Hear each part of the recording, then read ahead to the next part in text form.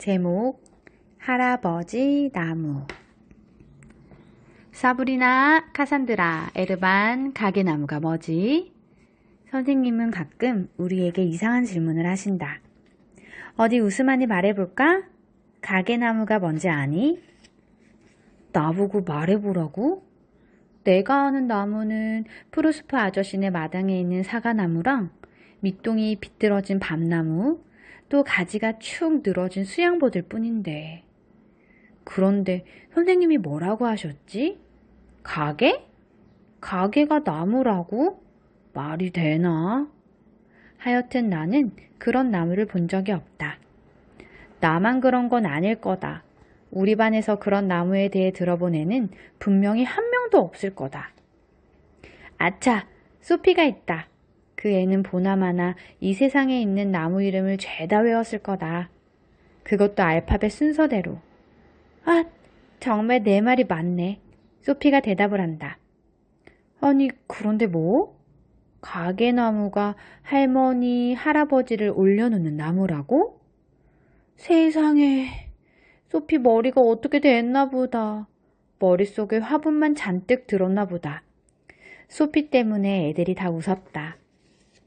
그런데 이럴 수가. 선생님이 소피의 말이 맞다는 것이다. 그러면 할머니, 할아버지들이 가지마다 잔뜩 걸터 앉아있는 나무가 있단 말인가? 할머니, 할아버지들은 거기서 무엇을 하지? 어쨌든 우리 할아버지는 절대로 나무 위에 안 올라가실 거다. 올라가실 리가 없다. 드디어 선생님이 설명을 해주신다. 가게나무는 진짜 나무가 아니라고 한다. 그냥 모양만 나무고 가족의 역사를 나타내는 거라고 한다. 선생님은 우리한테 부모님이랑 할머니, 할아버지의 사진을 가져오고 그분들이 이제껏 살아온 이야기를 듣고 오라고 하신다. 엄마 아빠는 문제가 없다. 하지만 할아버지는 난리가 날 것이다. 선생님이 할아버지의 사진을 보고 싶어 한다는 걸 과연 할아버지가 이해해 주실까? 집에 돌아와 나는 할아버지한테 일단 사진에 대해 말해보았다. 할아버지는 내 눈을 똑바로 들여다보며 말씀하셨다. 이 세상에 어떤 사람도 나를 종이 위에다 납작하게 만들어 놓지 못해. 아무리 너희 선생님이라고 해도 말이다. 할아버지, 사진을 그냥 나무 위에다 올려놓을 건데요. 나무? 너희 선생님이 내 사진을 나무에다 걸어 놓으려고 한단 말이냐? 안 되겠다. 내가 알림장에다가 몇 마디 써줘야지. 그렇잖아도 선생님이 할아버지가 어떻게 살아왔는지 알고 싶다고 했어요. 그제야 할아버지는 마음을 가라앉히셨다. 우리 할아버지는 자기 이야기 하는 걸 얼마나 좋아하시는지 모른다. 선생님한테 이렇게 말씀드려라. 할아버지는 옛날에 아프리카에 있는 어떤 시골 마을에 살았었다고. 여기서는 굉장히 멀지만 사막에서는 아주 가까운 곳이지. 아참, 내가 대장장이었다는 이야기도 빼놓지 마라. 장도 만들고 연장도 만들었다고 말이야. 그런데 너 내 이야기 지금 듣고 있는 거냐? 보통 때 할아버지의 옛날 이야기는 정말 흥미진진하다. 하지만 오늘 이야기는 좀 곤란하다. 우리 반 아이들 앞에서 가족 이야기를 해야 한다는 게 자꾸 마음에 걸린다. 할아버지, 애들이 놀리면 어떡해요? 카사모코라는 이름을 가진 사람은 할아버지밖에 없을 거란 말이에요. 그래서 어쨌다는 거야? 애들한테 이 할아비 이름의 뜻이 사자, 사냥, 대장이라고 가르쳐주면 되잖아. 얼마나 멋있어, 안 그러냐? 네, 그렇기는 한데 사자를 사냥하던 때나 그렇죠. 내가 사막을 건넜다는 이야기도 해라. 알았어요.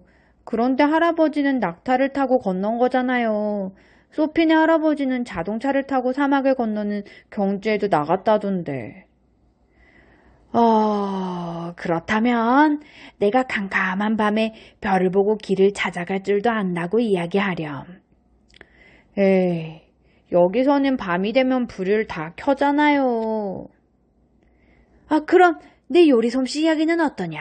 할아버지가 만든 쿠스쿠스는 진짜 맛있지 않냐? 맛있기는 하지만 할아버지는 쿠스쿠스를 손으로 먹잖아요. 학교에서 음식을 손으로 먹으면 혼난단 말이에요. 아무래도 안 되겠어요. 할아버지 이름을 모리스라고 하고 소세지 가게 주인이라고 하는 게 좋을 것 같아요. 줄리앙네 할아버지처럼 말이에요. 그러면 되죠? 네, 할아버지? 뭐? 나더러 소세지 가게를 하라고? 당장 나가! 이 녀석을 그냥 소세지로 만들어버릴까 보다. 내가 할아버지한테 잘못했다는 건 안다. 아휴, 가족 이야기는 정말 복잡하다. 수업 시간에 애들이 자기 가족에 대한 이야기를 했다. 할아버지가 농부였다는 애도 있고 할머니가 빵집 주인이었다는 애도 있다. 난 아무 말도 안 하고 내 가게 나무만 바라보고 있다. 난 겨우 나무줄기만 그려놓았을 뿐이다. 그 뒤에 숨어버렸으면 좋겠다. 하지만 선생님은 강조하신다. 여러분의 가족 이야기는 여러분이 태어나기 전부터 시작된 거예요. 여러분은 나름대로 가족 이야기를 이어나가고 있는 거죠. 만약에 여러분이 가족 이야기를 잊어버린다면 여러분의 가족 이야기는 사라져버릴 거예요. 자기가 어디에서 왔는지를 안다는 것은 뿌리를 갖는 것과 같아요. 아이들은 나무처럼 뿌리가 있어야 자랄 수 있는 거고요. 그런데 오늘은 선생님이 여러분을 위해서 깜짝 선물을 하나 준비했어요. 어떤 분이 오셔서 이런 모든 이야기를 해주고 싶다고 하셨어요. 그래서 선생님은 정말 기뻐요. 그런데 선생님이 왜 날 보시는 거지? 내 밭에서, 내 발에서 뿌리라도 뻗어나라는 거야, 뭐야? 똑똑똑. 갑자기 누군가 교실 문을 두드렸다. 들어오세요. 선생님이 기분 좋은 목소리로 말씀하셨다. 아니, 우리 할아버지잖아. 학교에는 왜 오신 거야?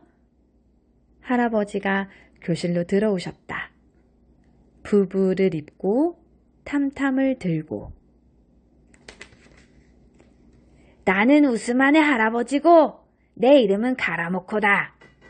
가라모코가 무슨 뜻이냐 하면 사냥대장이라는 뜻이지. 할아버지는 내게 한쪽 눈을 찡긋해 보이셨다. 나는 여러분에게 사막의 바람이 내게 들려준 이야기를 해주러 왔다. 둥둥둥. 내 심장 뛰는 소리도 꼭 저 탐탐 소리만큼이나 큰 것 같다. 탐탐 소리가 한 번 울릴 때마다 내 몸은 의자에서 조금씩 미끄러져 내려간다.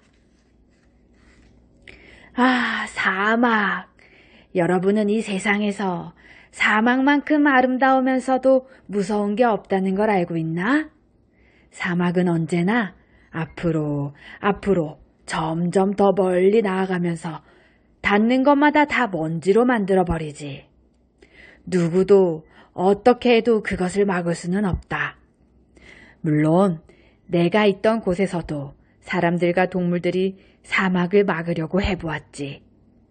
그래도 사막은 계속해서 앞으로 나아가기만 했다. 결국에는 강도 다 말라버리고 나무도 말라 비틀어지고 동물도 죽고 사람도 다 도망가게 되었지. 그러던 어느 날 다른 애들이 할아버지의 이야기를 어떻게 생각할까 나는 불안한 마음으로 주위를 둘러보았다. 그런데 우리 반 아이들이 모두 다 정신없이 할아버지의 이야기를 듣고 있는 것이다. 어느 날 누군가 큰 나무들에게 도움을 요청했다.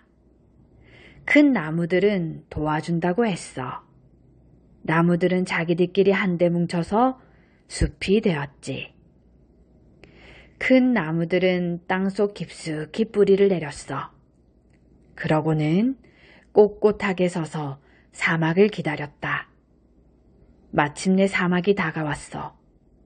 하지만 사막은 아무리 애를 써도 숲을 건너갈 수가 없었다. 여러분, 왠지 알겠나? 왜 큰 나무들이 이겼는지 알겠나? 우리 반 아이들 중에는 아는 사람이 하나도 없었다. 소피도 몰랐다. 그런데 애들이 하나같이 그 다음 이야기를 해달라고 조르는 것이다. 마음이 조금 놓이는 느낌이다. 약간 우쭐해지기까지 한다. 그때 탐탐을 두드리며 할아버지가 말씀을 계속하셨다. 뿌리가 깊은 나무는 그 무엇보다도 강한 것, 목마름보다도 강하고 두려움보다도 강하고 사막보다도 강하다. 자, 그런데 여러분의 나무는 모두 다 뿌리가 있는가? 할아버지가 짓궂게 물어보셨다. 나는 얼른 연필을 들고 내 가게나무에 살짝 뿌리와 가지를 그려 넣었다. 그리고 그 중에서 가장 굵은 가지에다 할아버지 사진을 올려놓는 대신에 카라모코라고 적었다.